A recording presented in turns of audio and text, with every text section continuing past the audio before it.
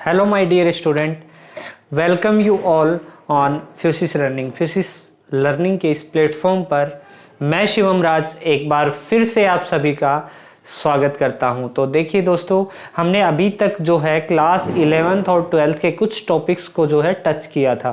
तो फिजिक्स हम यहाँ से जो क्लास 12th और 11th का फिजिक्स करने जा रहे हैं वो हम इस पर्पज़ से करते हैं कि हमें नीट और जेई के क्वेश्चंस वहाँ पे हमारे बन जाएं। तो देखिए आगे थोड़ा सा बढ़ते हैं और आज हम थोड़ा सा बात करेंगे प्रोजेक्टाइल के ही कुछ सवालों का। तो प्रोजेक्टाइल जो है बहुत ही अच्छा टॉपिक है, इसके बारे में थोड़ा सा बात कर लेते हैं। प्रोजेक्टाइल बेसिकली होता क्या है? 2 डायमेंशनल मोशन। ये किसके अंतर्गत आता है? 2D मोशन के अंतर्गत आता है। 1D मोशन के अंदर आपका एक ही एक्सिस इफेक्ट होता है। लेट्स सपोज ये आपका 1 2 3 4 एक्स एक्सिस के अलोंग अगर आप मूव कर रहे हो, स्ट्रेट लाइन में मूव कर रहे हो, तो वहाँ पे आपका एक कोऑर्डिनेट जो है उससे आपका काम बन जाएगा। लेकिन अगर हम कोई भी एक कर्विलीनियर पार्ट की बात करें, तो कोई भी एक कर्व अगर हम डिफाइन करें स्पेस के अंदर, तो हमें वहाँ पे 2 पॉइंट्स की ज़रूरत पड़ेगी, 2 एक्सिस की वहाँ पे दरकार होगी आपको, और इसीलिए हम इसको क्या बोलते हैं? 2D motion. प्रोजेक्टाइल बेसिकली होता क्या है? अगर आप अर्थ पर खड़े होकर के किसी एक पत्थर को प्रोजेक्ट कर देते हो, फेंक देते हो किसी एक पर्टिकुलर एंगल से, तो वो जिस पाथ को फॉलो करते हुए जाता है वो पाथ आपका क्या होता है? प्रोजेक्टाइल पाथ होता है। मान लो ये इनिशियल वेलोसिटी u और एक्स एक्सिस के साथ थीटा एंगल से प्रोजेक्ट किया गया है, तो ये जिस पाथ को फॉलो करेगा उसी पाथ को हम क्या बोलेंगे? प्रोजेक्टाइल पाथ बोलेंगे। उस पाथ को क्या बोलेंगे? प्रोजेक्टाइल पाथ बोलेंगे। और ये 2D मोशन के अंदर हम इसको पढ़ते हैं। किसके अंदर पढ़ते हैं? 2D मोशन के अंदर। तो देखिए इनिशियल वेलोसिटी u है, तो इसको थोड़ा सा डिफाइन करने के लिए हमें इसके 2 कंपोनेंट बनाने होंगे। जो एक्स एक्सिस के साथ आपका कंपोनेंट होता है उसको बोलते हैं हॉरिजॉन्टल कंपोनेंट, और वो होता है cos theta, u cos theta, और जो वर्टिकल कंपोनेंट होता है वो u साइन थीटा होता है। प्रोजेक्टाइल के अंदर एक मज़ेदार बात यह है कि इसका जो y कंपोनेंट है वो लगातार चेंज होता जाता है, और यहाँ पे आके अलोंग द y एक्सिस इसकी वेलोसिटी क्या हो जाती है? 0 हो जाती है। यहाँ पे velocity along y axis will be 0, लेकिन यहाँ पे आपकी जो वेलोसिटी है अलोंग y एक्सिस क्या होती है? u साइन थीटा होती है। फिर बाद में ये यहाँ से देखो कम होना स्टार्ट होती है वेलोसिटी y एक्सिस के अलोंग। क्यों? क्योंकि यहाँ पे ग्रेविटी नीचे की तरफ लग रही है, ग्रेविटेशनल एक्सेलरेशन नीचे की तरफ लग रहा है, इस वजह से लगातार कम होती जाएगी, और यहाँ पे अलोंग द y एक्सिस आपकी वेलोसिटी क्या हो जाएगी? 0 हो जाएगी। अगर ये u साइन थीटा थी इनिशियली, तो ये u साइन थीटा है, यहाँ पे u साइन थीटा से थोड़ा कम होगा, फिर थोड़ा कम होगा, फिर थोड़ा कम होगा, और यहाँ पे जाके वेलोसिटी अलोंग y एक्सिस 0 हो जाएगी। लेकिन फिर दोबारा से ये बढ़ना स्टार्ट होगी, और इनिशियल पॉइंट मतलब इनिशियल प्लेन के ऊपर, मान लो x एक्सिस के ऊपर x equals to some value but y equals to 0 पे आके इसकी वेलोसिटी इनिशियल वेलोसिटी के इक्वल हो जाएगी अलोंग द y एक्सिस। अब थोड़ा सा बात कर लेते हैं हॉरिजॉन्टल वेलोसिटी की। हॉरिजॉन्टल वेलोसिटी में किसी भी तरह का कोई भी चेंज देखने को नहीं मिलता है। क्यों? कारण यहाँ एक्स एक्सिस के अलोंग किसी भी तरह का एक्सेलरेशन या डी एक्सेलरेशन है नहीं, तो ये u कोस थीटा ही रहने वाला है। ये कंपोनेंट लगातार आपका u कोस थीटा ही रहेगा शुरू से लेकर लास्ट तक। ठीक है, तो अब इसके अंदर देखो अलोंग द y एक्सिस की अगर हम बात करें, तो अलोंग द y एक्सिस अगर आप यहाँ पे 3 इक्वेशंस ऑफ मोशंस हैं उनको अप्लाई करेंगे बारी बारी से। मैं यहाँ पे लिख दे रहा हूँ। पहली इक्वेशन ऑफ मोशन है v equals to u plus at, दूसरी है v square is equals to u square plus 2as, and third one is s is equals to ut plus half at square for the displacement. Okay, तो ये 3 equation of motion है, इनका बारी बारी से हम यूज़ करेंगे। यूज़ क्यों करेंगे? कारण क्या है? यहाँ पे क्या कैलकुलेट करना चाह रहे हैं हम यहाँ पे चाह रहे हैं कि इसका टाइम ऑफ फ्लाइट निकालें कि कितनी देर आपका जो पत्थर है या जो भी प्रोजेक्टाइल आपने प्रोजेक्ट किया है वो कितनी देर आपका हवा में रहता है।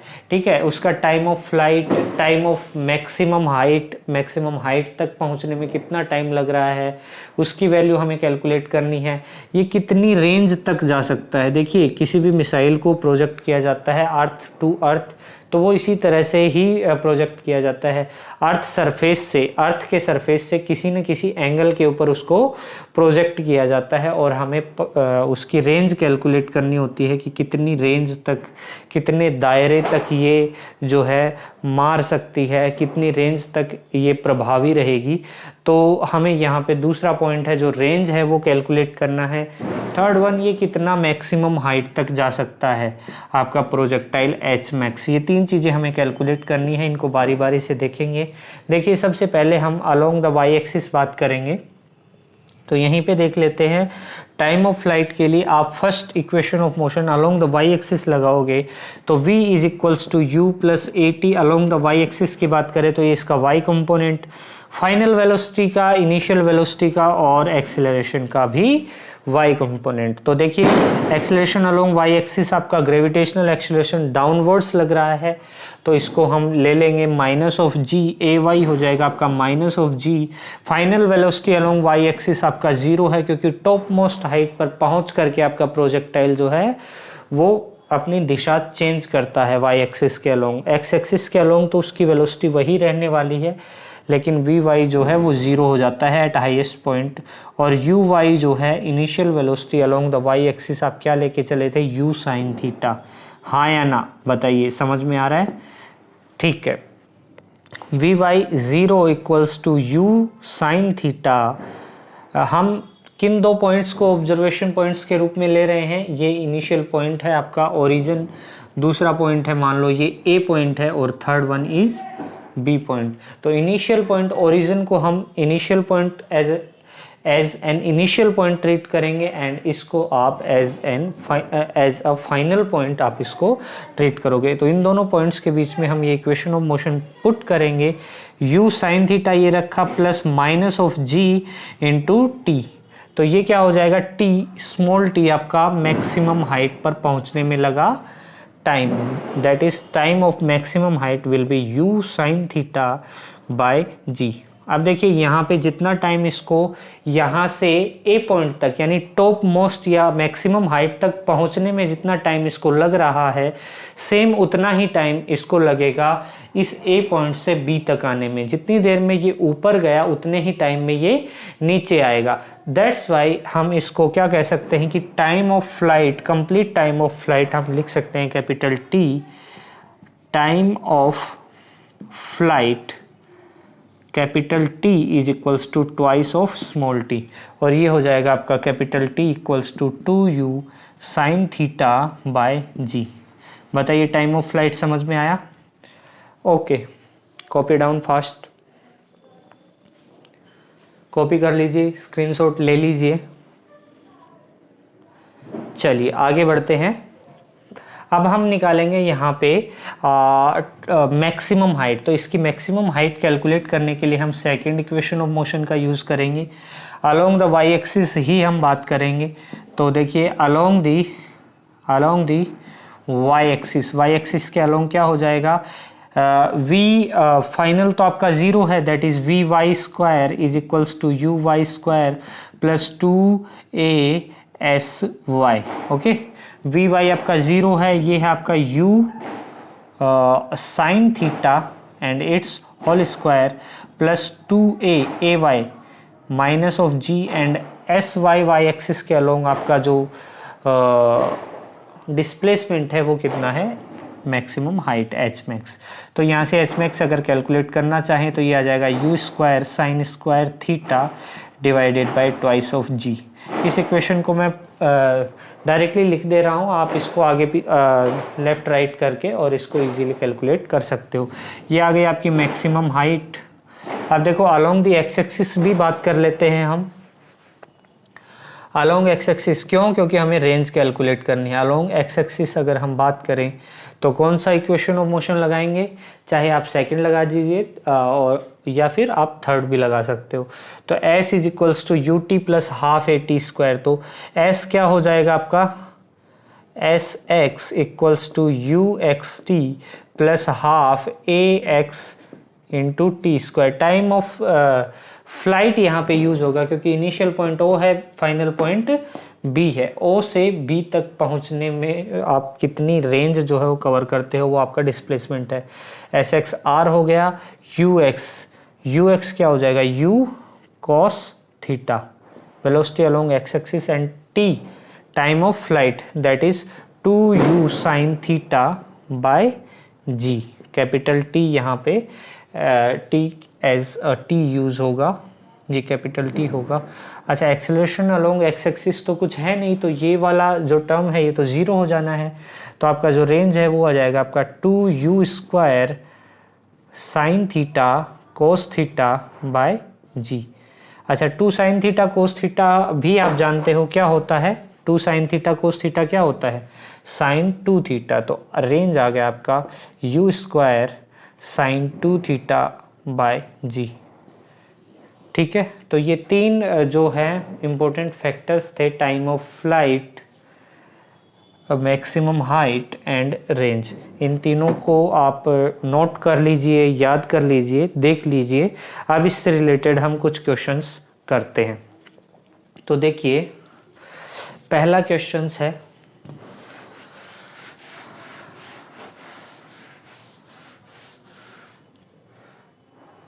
आपका रेंज आया, मैं इस तरफ लिख दे रहा हूँ, रेंज आया है आपका u square sine 2 theta by g. H max जो है maximum height u square sine square theta by g, and time of flight आपका आया है 2u साइन थीटा बाय जी। बोलो हाँ या ना। ये तीनों इंपॉर्टेंट फॉर्मूलाज हैं जिनसे डायरेक्ट क्वेश्चंस आपके नीट या जेई में डायरेक्ट पूछ लिए जाते हैं। देखिए कैसे क्वेश्चन है आपका, if a projectile is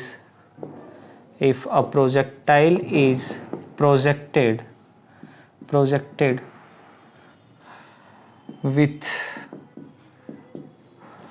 with an initial velocity 10 kilometer per hour with an angle of projection